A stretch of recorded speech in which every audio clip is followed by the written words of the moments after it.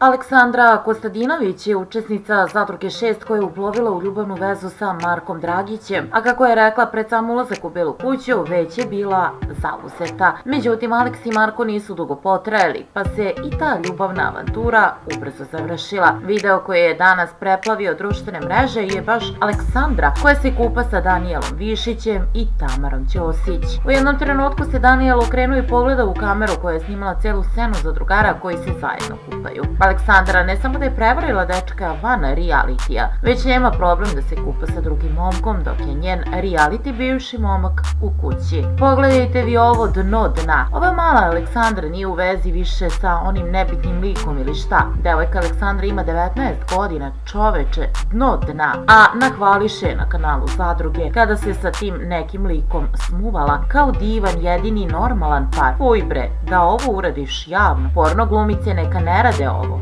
Čoveče, bio je komentar na ovaj video snimak.